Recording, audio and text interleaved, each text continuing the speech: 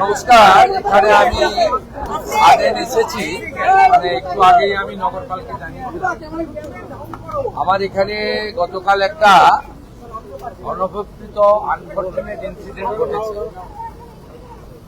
কেউ অ্যাজিটেশন করতে পারেন, তার ডিমান্ড রাখতে পারেন, সেটা লফুল এবং লজিক্যাল হওয়া উচিত। এটা ডেমোক্রেটিক কান্ট্রি। আমরা পুলিশের নিচের তলাতেও বলেছি ভার্চুয়াল করে যে কোনো গ্রুপ, যে কোনো ইন্ডিভিজুয়াল, যে কোনো পলিটিক্যাল রিলিজিয়াস গ্রুপ, তারা তাদের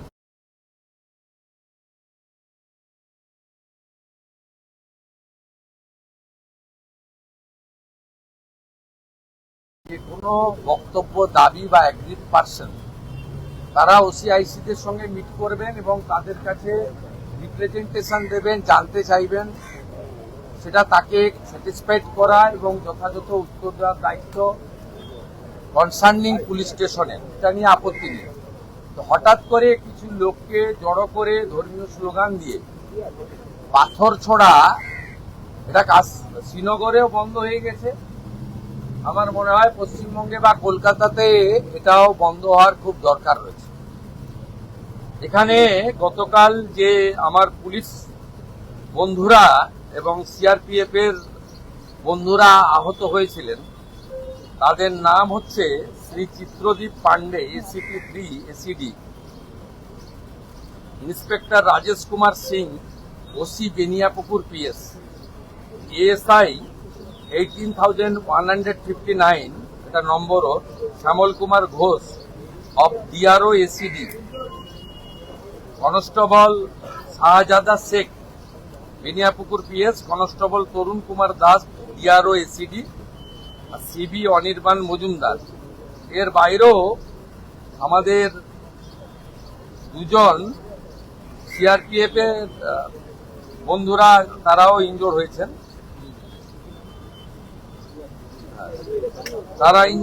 আমি মূলত এদের সঙ্গে দেখা করতে এসেছিলাম।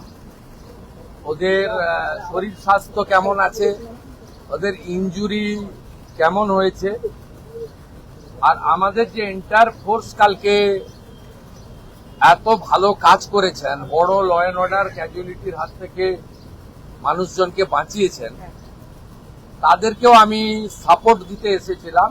বলেছিলাম গভর্নমেন্ট আপনাদের সঙ্গে আছে, আপনারা law enforcement authority under BNS এবং জনস্বার্থে আপনারা কাজ করবেন ভয়মুক্ত হয়ে।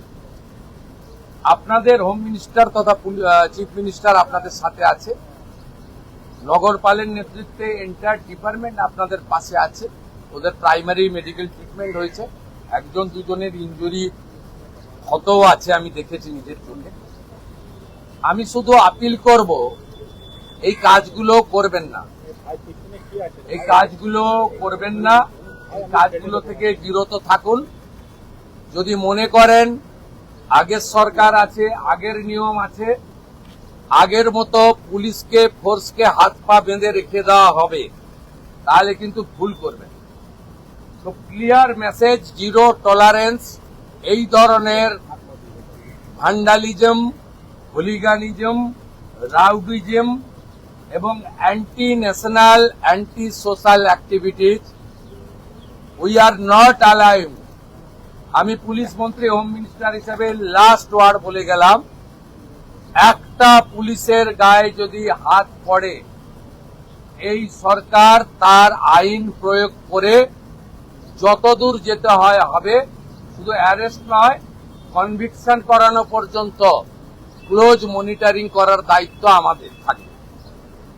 আর পুলিশের সমস্ত বন্ধুদের বলবো, বিএনএস যা বলেছে, আপনাকে ট্রেনিং পিরিয়ডে যা বলেছে, আপনার সুপিরিয়র যা অর্ডার দেবে অন স্পট আপনি চিন্তামুক্ত হয়ে করবেন। কে কোন দল করেন, কে কোন ধর্মের লোক, কে কোন সম্প্রদায়ের লোক, কে কোন প্রভাবশালীর ক্লোজ লোক, তার এগেনস্টে অ্যাকশন নিতে গেলে 5 বার ভাবতে হবে।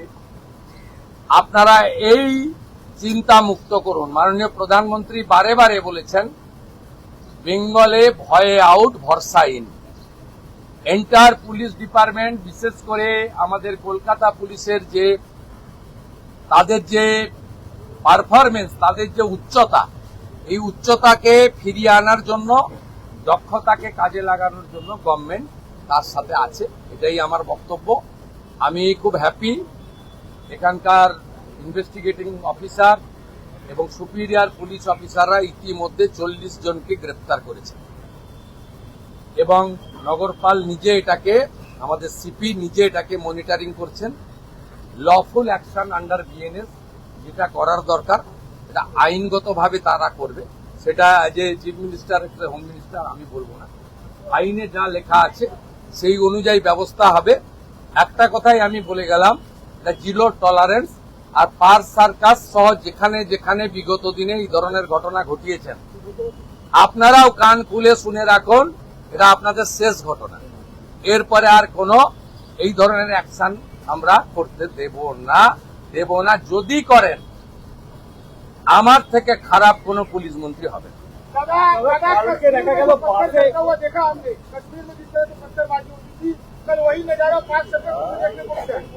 देखिए, कश्मीर में पहले खत्म हो गया, कश्मीर में बहुत पहले खत्म हो गया। जब धारा 370-35A को एबुलिश किया भारत सरकार, तब से खत्म हो गया। कश्मीर में इस तरीके से इंसिडेंट नहीं होता।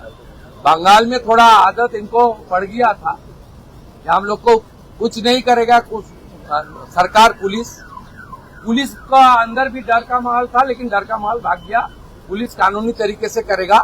दे are the law enforcing authority, they are the part and parcel of the government. Police लोग इंजोर्ड होगा और पुलिस मंत्री एसी रूम में बैठ के देखेगा, ये सब दिन होती। पास्ट इज पास्ट, छोड़ दीजिए। अभी गुंडागर्दी बंगाल में खत्म, जीरो टॉलरेंस। मैं ऑन स्पॉट आकर उनको साथ मुलाकात किया, नहीं बुला के बात किया। ये मैसेज जो उपद्रवी है, उनको भी ये मैसेज चला जाना चाहिए कि ये सरकार अपने कार्रवाई करेगा। ये सरकार देखना है, सोचना है, में नहीं है। Yes, it's a planned incident. Because some person before incident they posted it through social media. Police is investigating. I have ever faith to Calcutta police. These officers are very competent officers. They are very skilled officers. They are highly educated officers. They are true patriotic people. The officer knows what to do or not to do.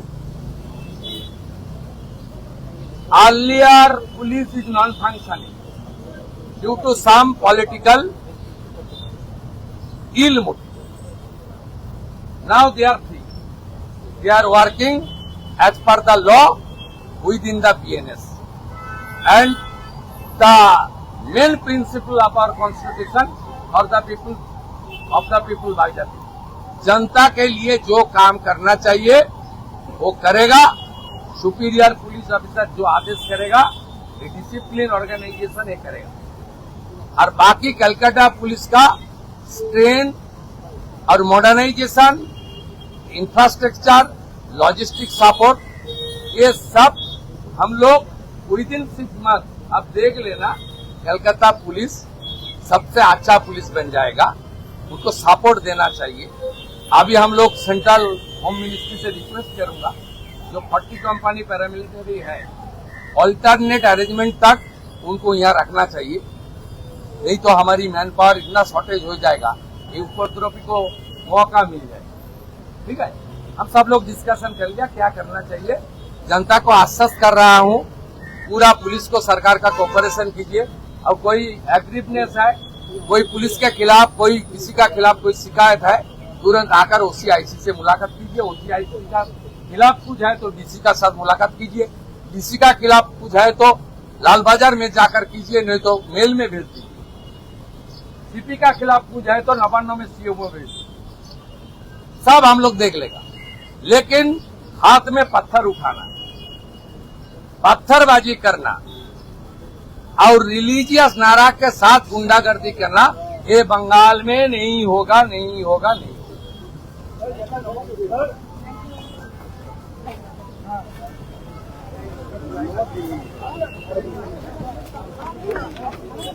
ধন্যবাদ।